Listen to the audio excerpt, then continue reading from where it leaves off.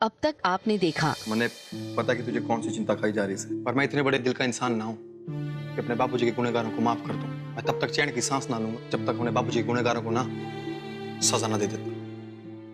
Master जी, जैसे birthday में एक दूसरे को अपने हाथों से खिलाते हैं ना, मैंने भी आपको ठीक वैसे ही खिलाना से। लीजिए ना। भरपाई जी मैं खा लूंगा। लीजिए ना। अच्छा, ताई जी और ताऊ जी नजर ना आ रहे? वो तो निकल गए प्रज्ञा के रिश्ते की बात करने। ईसाई राखियां वो से जो प्रज्ञा मैंने बांधती आई से। पिछली राखी पे ना मैंने उसे एक वादा किया कि अगर उसको जिंदगी में कोई लड़का पसंद होगा ना तो भी वो मन आके बता दे, तो फिर उस छोरे का मैं इतना साथ दूंगा कि उसको कोई भी ना बाल भी बांध कर ना कर पावेगा। अब आगे।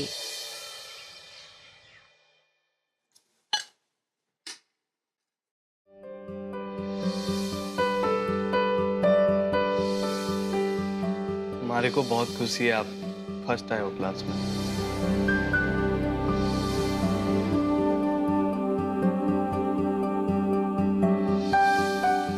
भाभी, मने ना वरदान मास्टर जी बहुत पसंद से। उनका हंसना, बातें करना मने भाग गया से। वरदान तो सबका पसंदीदा से वो है इतना प्यारा। हाँ, वो तो है। मास्टर जी बहुत स्मार्ट भी से, उन्हें हर बात का ज्ञान से। इतनी अच्छी बातें करे हैं मास्टर जी, और उनकी मुस्कान तो बहुत ही प्यारी से। और क्या मार धाड़ करे हैं, तेजी जी को क्या मारा था उन्होंने, डिशूम डिशूम।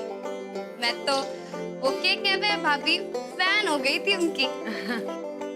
बाबूजी के सारे गुण से वरदान में। पर भाभी न जाने क्यों मास्टर जी आजकल बहुत ही परेशान रह हुए हैं। और आप तो मास्टर जी ने जानते ही हो ना ही किसी से ज्यादा बातें करते हैं और ना ही अपनी तकलीफें किसी से बांटते से। वरदान तो बचपन से ही ईसा से खुश होगा तो सबने पता, लेकिन दुखी होगा तो। भाभी, आप ऐसा क्यों ना करती हो कि मास्टर जी ने फोन कर लियो ना। आप थोड़ी बात कर लोगी उनसे तो उनका दिल भी हल्का हो जाएगा, और थोड़ी देर के लिए सही उनके चेहरे पे मुस्कान आ जाएगी। सही कहा तूने, मैं इसी वक्त उसको फोन लगाती हूँ।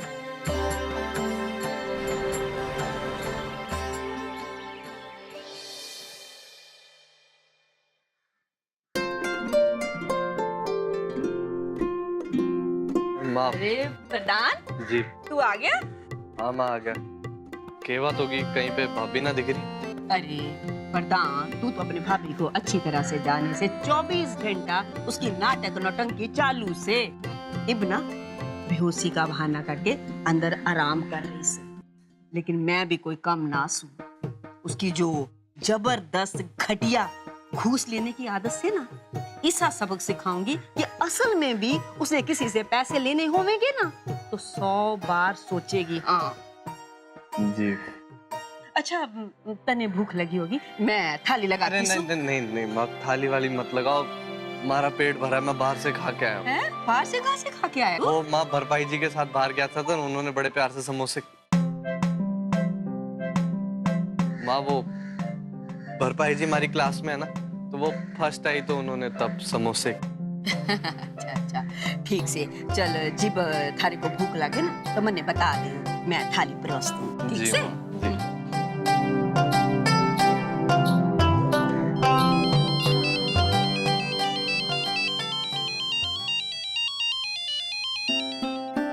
हेलो। हाँ दीदी, कैसे हो आप? मैं ठीक सू, तू बता, तू कैसा है? तबीयत ठीक? तू परेशान तो ना है ना? दी मैं परेशान नहीं हूँ। आपको किसने बोला मैं परेशान? अरे मन ने किसी को पूछने की जरूरत ना से वरदान, मन ने सब पता है, मैं तुम्हारी बहन सू। अब मन ने बता के छुपा रहा है मेरे से। अब दीदी को तो प्रज्ञा जी और तेजी जी के संबंध के बारे में कुछ बता ना सकता। खामखा प्रज्ञा जी की बेइज्जती हो जाएगी और कहीं प्रज्ञा जी गुस्से में दीदी के खिलाफ कुछ करना बैठे। हेलो वरदान। हाँ दीदी, हाँ मैं सुन रहा हूँ। दीदी वो तेजी जी की वजह से परेशान हूँ। क्यों? वो तेजी जी की वजह से प्रज्ञा जी पढ़ाई पर ध्यान ना दे रही है, इसी वजह से क्लास में फेल भी होगी। और जब क्लास में फेल होगी तो गुस्से में आपको, हमारे को, माँ को, भाभी को उल्टा सीधा बोलने लगी। पर दीदी आप हमारे से वादा करो कि आप इस मामले में बिल्कुल कोई कदम ना उठाओगे। पहले हमारे परिवार की वजह से आपके ससुराल में 100 दिक्कतें हो चुकी है। अब मैं नहीं चाहता कि आपको हमारी वजह से और कोई दिक्कत सहनी पड़े। हाँ वरदान, तू चिंता ना कर, मैं सब समझ गई। मैं रखती सो, अपना ध्यान रखना, ठीक से? जी दीदी, रखो अपना ध्यान रखना दीदी, बाय।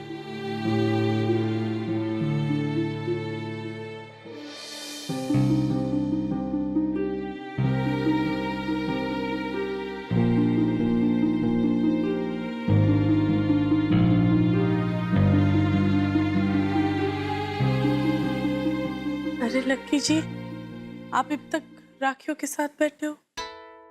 नहीं नहीं, मैं कुछ सोच रहा था। क्या बात है लक्की जी? कैसा रिश्ता होता है ना भाई बहन का। बचपन से एक साथ खेलते हैं, एक साथ बड़े होते हैं, एक साथ खुशियां देखते हैं, एक साथ गम देखते हैं। फिर अचानक से एक दिन ऐसा आता है कि कोई अजनबी उसको जिंदगी भर के लिए ले जाता है। आप इतना क्यों सोच रहे हो लक्की जी? चिंता छोड़ो, ताऊ जी और ताई जी ने सोच समझ के ही प्रज्ञा का रिश्ता तय किया होगा। अरे ना बड़ो, मैं चिंता ना कर रहा। मैं तो बस ये चाहता हूँ कि हमारी बहन ना हमेशा खुश रहे। क्यों ना होगा? पिंकी मन ने बता रही थी कि छोरा बहुत अच्छा से, अच्छे परिवार से है और वो काफी अमीर भी से। पैसा, कारोबार, गाड़ियां, घर बार, इन सब से मैंने कोई फर्क ना पड़ता बड़ो। अगर जीवन साथी सही हो ना तो जिंदगी बहुत आराम से निकल जाती है। मैंने तो बस इतना चाहिए कि हमारी बहन को ना बहुत प्यार करने वाला इंसान मिले, जो जिंदगी भर उसे प्यार करे, उसकी इज्जत करे, उसको अपने पल को बिठा के रखे, उसको अपने साथ लेकर चले, उसको वो दुनिया की हर खुशी। पर तुझे तो पता है ना कि हमारे यहाँ ऐसा रवाज ना से कि लड़की खुद अपना हमसफर चुन पाए। और इस बात का क्या भरोसा से ताऊ जी और ताई जी जो लड़का चुनेंगे वो प्रज्ञा के लिए बिल्कुल सही होगा।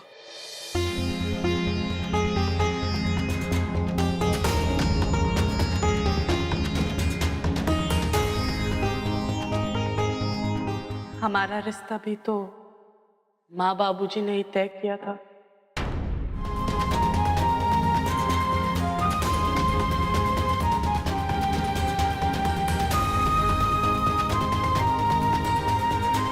मैं जानती हूँ कि हमारे ब्याह के वक्त आप पे के बीती थी लक्की जी,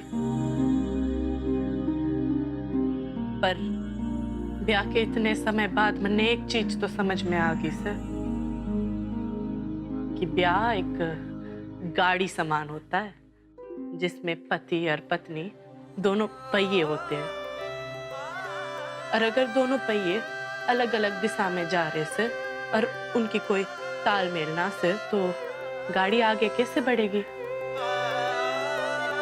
पर कुछ समय बाद जब जान पहचान बढ़ती है तो दोनों पहिए एक साथ आगे बढ़ते और वी से ही गृहस्थी भी आगे बढ़ती है। मैं समझे हूँ बड़ो, तो बिल्कुल सही बोल रही से, पर पता नहीं हमारी ब्याह की गाड़ी के ये दो पहिए आपस में तालमेल बिठा पाएंगे या नहीं। और मन ने पूरा यकीन से लक्की जी कि एक ना एक दिन आपके और मेरे तालमेल से हमारे भी रिश्ते की गाड़ी पटरी पे आ जाएगी। और हमारे भले के बारे में माँ बाबूजी से ज्यादा कौन सोचता है? ताऊ जी और ताई जी ने भी बहुत सोच समझ के जांच परख करके ही ये रिश्ता पक्का किया होगा। तो बिल्कुल सही कह रही है बड़ो, और मैं भी तो यही चाहता हूँ ना कि जो माँ बाबूजी प्रज्ञा के लिए रिश्ता देखे लड़का बहुत अच्छा हो। क्यों ना रहेगी? आप बिल्कुल चिंता छोड़ दो, भोलेनाथ पे भरोसा रखो, और मैं भी प्रार्थना करूंगी कि प्रज्ञा को भी सही पति मिले जिसा आप चाहते हो। अरे कितना और पिल्ला पाऊंगी जरूर, चाहे जान चली चाहिए। ओए ओए ओए ओए, पता मैं गली खुश हूँ। ए मालती, लखा, देवर जी, ए पिंकी बहू, ये रख दो। ए जल्दी आ जा सारे के सारे पढ़ो। लखा, अरे जल्दी आओ नीचे। लगता है ताऊ जी और ताई जी आ गए। चल चले हमने तो खूब खुशखबरी सुनानी है। आए सदमा कुमारी, तेरी बहन की तरह रहेगी वह ना आई। ये हुआ माँ? माँ सब ठीक तो से? माँ जी के हुआ वहाँ पे? आहा सबर कर, ठंड रख, सब ना इकट्ठे होने दे। बता रही देवर जी, ये मालती बैठ जा। बैठो देवर जी। अरे लखन किस रहेगा? ये आगे। ऐसा है देवर जी,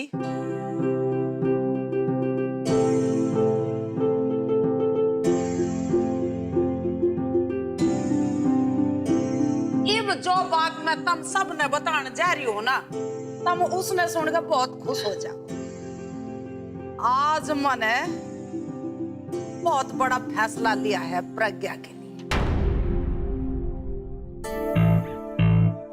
आज प्रज्ञा का रिश्ता पक्का कर दिया मैंने। अरे वाह भाभी, भाई ये तो बहुत बढ़िया खबर सुनाई आपने। बहुत अच्छी बात है भाभी, बहुत बहुत बधाई हो। बहुत मुबारक हो भाई साहब। भाई रिश्ता तो तय हो गया है। छोरा घना सुथरा, समझदार, अच्छा पढ़ा लिखा है और सबसे बड़ी बात तो ये है रघु कि चाल चलन का बहुत अच्छा है। खानदान भी बहुत ही बढ़िया और सलीके वाला है। हमारे को तो भाई उस खानदान में और छोरे में कोई कमी नजर ना आई, तो हमने ये रिश्ता तय कर दिया। और देवर जी उनका घर हमारे घर से तो घना ही बड़ा है और 10 भैंस पाल रखी है उन्होंने।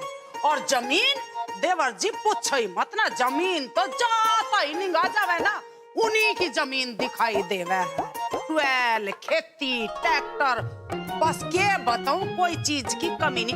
उंगली नहीं धर सकते कि यह चीज उनके घर में ना है। छोरी बड़ी राजी रहेगी, सुखी रहेगी। और छोरा देवर जी मने बहुत पसंद है। यो क्या कह रहे हो माँ? हमारे को ना करना है इतनी जल्दी ब्याह।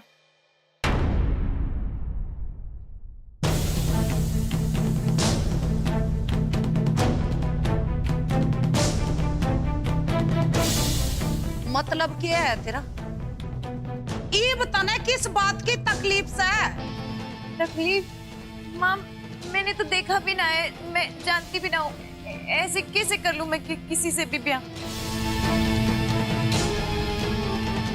अरे प्रज्ञा, शादी से पहले ऐसी बेचैनी होवे, सबको होती है, हमारे को भी हुई थी, पर उसके बाद सब कुछ ठीक हो जावे। तू एक बार तस्वीर तो देख। हमारे को किसी की तस्वीर ना देखनी है। ये भी मेरी उम्र की कितनी है, शादी के लायक ना है अभी। और वैसे भी मैं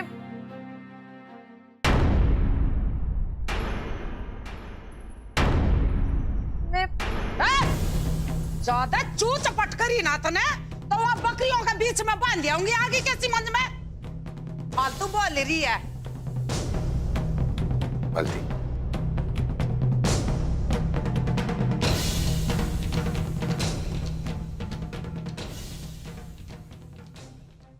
अरे बावली, क्यों परेशान हो रही है?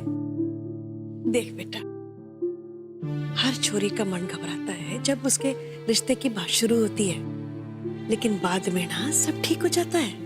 देख, थारे माँ और बाबूजी ने जो भी रिश्ता थारे लिए पसंद किया है ना, वो सोच समझ के किया है। तो इसलिए परेशान ना हो, जो भी होगा बेटा अच्छा होगा।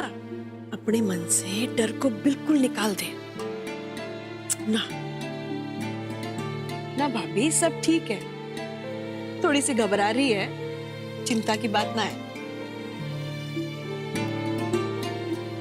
और क्या हुआ ताई जी, ब्याह सगाई की कुछ बात हुई? ना ना, ये भी तो रिश्ता ही पक्का करके आए हैं। ये पंडित जी तो पूछ जाएंगे, जैसा भी मुहूर्त निकालेंगे वे वैसा इंतजाम करना शुरू कर देंगे हम भी। मैं बहुत साल तक लग रही हूँ प्रज्ञा के ब्याह की तैयारी कर। अपनी छोरी ने सोना ही सोना में लाद के भेजूंगी। हाँ माँ, और ना बाकी की तैयारियां हम दोनों मिलके कर लेंगे। आखिर हमारी इकलौती बहन की शादी का जो सवाल है, अरे ऐसी तैयारियां करेंगे कि पूरा हरियाणा ना देखेगा, मिसाल बन के रह जाएगी ये शादी। राणा भाई, मैं तो अपना मनपसंद लहंगा पहनूंगी प्रज्ञा दीदी की शादी में। ताई जी, कोई भी काम होगा तो मन ने बता देना, मैं फटाफट सब कर दूंगी। कोई कसर ना छोड़नी चाहिए प्रज्ञा के ब्याह में। बड़ो तो नया कोई काम करने की जरूरत नहीं, बस तू ओढ़ पैर जेवर पहन, नए नए कपड़े पहन, लहंगे घाघरे, खूब नाच खूब कूद, और एक काम करिए, अपने मुंह में लड्डू धर के इसने बंद रखिए। जब तू कोई अच्छे और सच्चे मन तक काम करने जावे ना, वो उल्टा ही कांड हो जावे, और कांड भी छोटा मोटा ना है। अरे दुनिया ने हला दे तू तो। भाभी, ये क्या कह दिया आपने?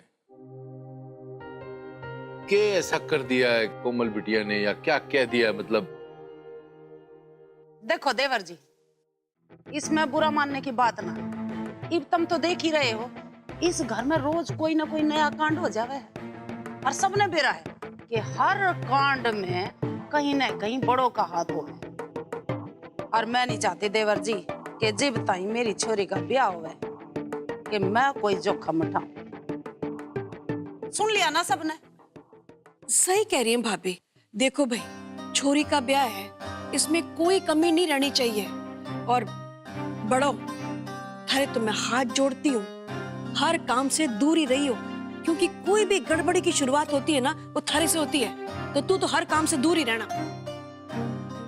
सही बोला मालती ने। अब तो भाई प्रज्ञा बेटी अपने ससुराल चल जाए राजी खुशी, बिना किसी परेशानी के, कोई ब्याह में भिगन ना पड़े, बस यही इच्छा से हमारे।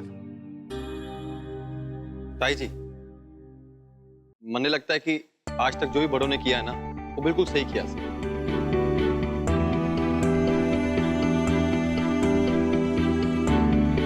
हमेशा सच्चाई का साथ दिया है, और अपनी पायल भाभी को भी। ओ भाई, अब तो यहाँ खड़े हो गए, अपनी लुगाई की वकालत ना करे, आई बात समझ में, और इस बात में आगे ना बढ़ाइए, ठीक है?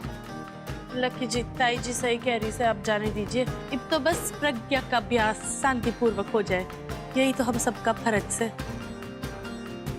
हम अपनी जिम्मेदारियों से ना हट रहे ताई जी, बस मैं तो ये चाहता हूँ कि एक बार आप प्रज्ञा से पूछ लो, क्योंकि उसकी राय लेना भी बहुत जरूरी है। और कहीं ना कहीं प्रज्ञा बिल्कुल सही कह रही है, वो भी बहुत छोटी से, ब्याह के लायक ना सर। अरे ये पहलवान अपना दिमाग क्यों लगा रहा है, कहीं बना बनाया खेल ना बिगाड़ दे। मनने लगता से कि लक्की जी सही बोल रहे से, हमें प्रज्ञा की राय जरूर लेनी चाहिए। ये मालती, देख ले अपने बहू और बेटा ने किसी किसी बात कर रहे हैं, समझा ले इन्होंने, मेरी छोरी ना बका में, आगे बात से मन में। लाखा, ऐसी बात ना है। भाभी और भाई साहब ने जो भी देखा है ना, अच्छा ही देखा होगा। और अब प्रज्ञा की शादी का वक्त है, कोई ऐसी उल्टी सीधी बात ना करो। इतना खुशी का मौका है, सब खुशी मनाओ। अरे ऐसा रिश्ता तो बड़ी मुश्किल से हाथ में आता है।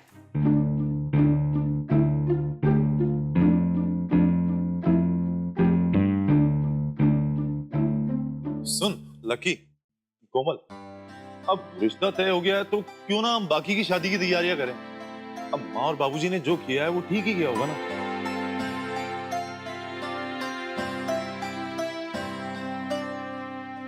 तो ठीक है, अब कोई बहस नहीं होनी चाहिए। कोई भाई साहब कहते हैं इतना अच्छा रिश्ता मिला है, तो अब सबका ध्यान जो है ना शादी की तैयारियों की तरफ होना चाहिए। सब लोग एकजुट होकर भाई इसमें लग जाओ, बस खाली कमला भाभी की बात का ध्यान रहे।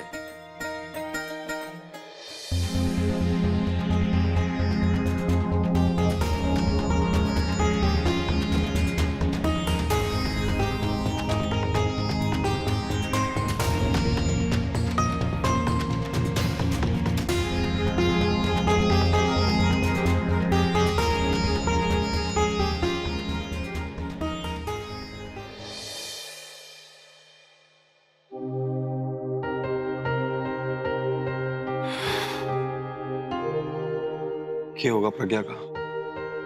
उसकी तो कोई बात ही ना सुन। मन ने भी कोई रास्ता नजर ना आ रहा।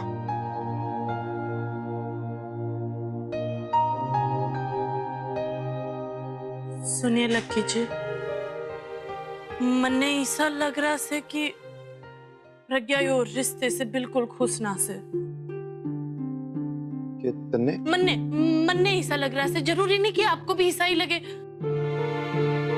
बड़ा, मैं भी यही सोच रहा था। मन लगता है कि प्रज्ञा खुश ना से। मन्ने तो ऐसा लग रहा से कि अकेले में आपको प्रज्ञा से एक बार बात कर लेनी चाहिए। वो अपने दिल की बात आपको बताएगी, फिर हम भी उसका दुख दर्द अच्छे से समझ पाएंगे।